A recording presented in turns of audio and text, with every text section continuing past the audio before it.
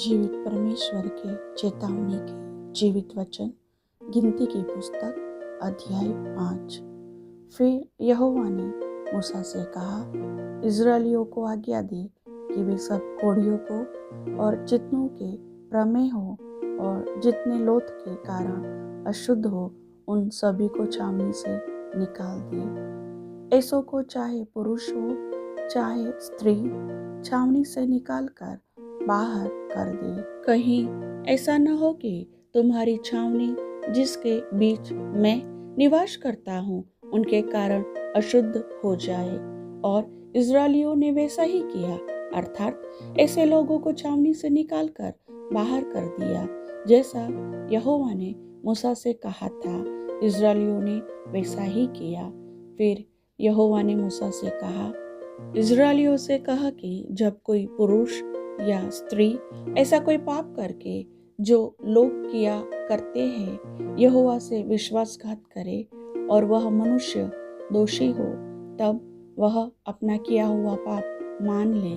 और पूरी क्षतिपूर्ति में 5वां अंश बढ़ाकर अपने दोष के बदले में उसी को दे जिसके विषय दोषी हुआ हो। परंतु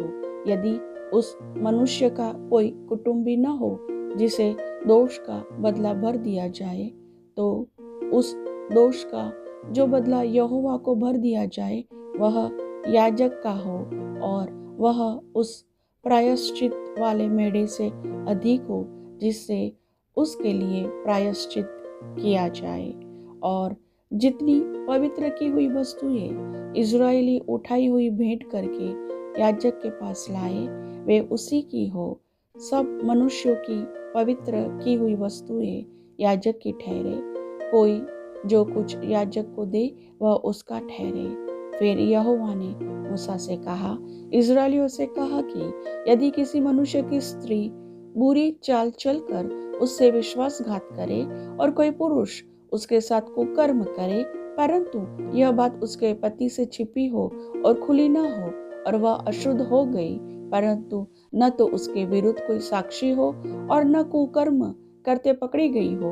और उसके पति के मन में संदेह उत्पन्न हो, अर्थात वह अपनी स्त्री पर जलने लगे और वह अशुद्ध हुई हो, या उसके मन में जलन उत्पन्न हो, अर्थात वह अपनी स्त्री पर जलने लगे परंतु वह अशुद्ध न हुई हो, तो वह पुरुष अपनी स्त्री को याजक के पास ले आए और उसके लिए एपा का 10वां अंश जौ का मैदा चढ़ावा करके ले आए, परंतु उस पर तेल न डाले न लोबान रखे, क्योंकि वह जलन वाला और स्मरण दिलाने वाला अर्थात अधर्म का स्मरण करने वाला अन्न बलि होगा। तब याजक उस स्त्री को समीप ले जाकर यहोवा के सामने खड़ा करे और याजक मिट्टी के पात्र में पवित्र जल ले और निवास स्थान की भूमि पर की धूल में से कुछ लेकर उस जल में डाल दे। तब याजक उस स्त्री को यहोवा के सामने खड़ा करके उसके सिर के बाल बिखराए और स्मरण दिलाने वाले अन्न बलि को जो जलन वाला है उसके हाथों पर धर दे और अपने हाथ में याजक कड़वा जल लिए रहे जो श्राप लगाने का कारण होगा। तब याजक स्त्री को शपथ धरवा कर कहे कि यदि किसी पुरुष ने तुझसे कुकर्म न किया हो और तू पति को छोड़ दूसरे की ओर फिर के अशुद्ध न हो गई हो, तो तू इस कड़वे जल के गुण से जो श्राप का कारण होता है बची रहे। पर यदि तू अपने पति को छोड़ दूसरे की ओर फिर के अशुद्ध हुई हो और तेरे पति को छोड़ किसी दूसरे पुरुष ने तुझसे प्रसंग किया हो और याजक उसे श्राप देने वाली शपथ धरा कर कहे, यहोवा तेरी जांघ सड़ाए और तेरा पेट फुलाए और लोग तेरा नाम लेकर श्राप और धिक्कार दिया करे, अर्थात वह जल जो श्राप का कारण होता है तेरी अतड़ियों में जाकर तेरे पेट को फुलाए और तेरी जांघ को सड़ा दे। तब वह स्त्री कहे, आमीन आमीन। तब याजक श्राप के ये शब्द पुस्तक में लिखकर उस कड़वे जल से मिटाकर उस स्त्री को वह कड़वा जल पिलाए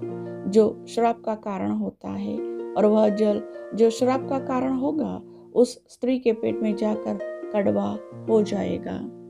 और याजक स्त्री के हाथ में से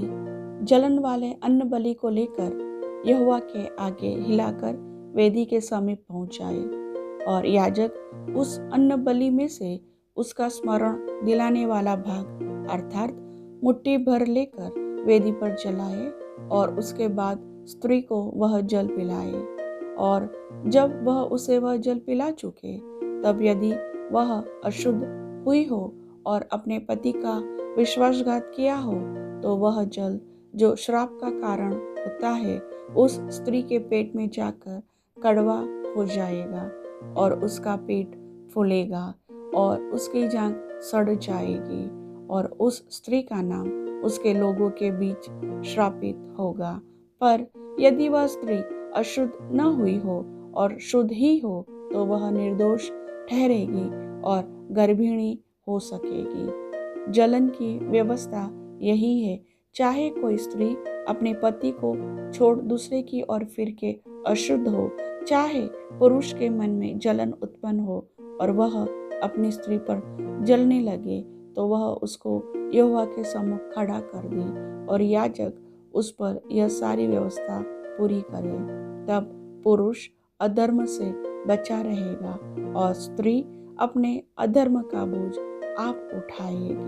प्रभु वचन के सुनने वाले सभी भाई बहनों को आशीष दे। आमीन।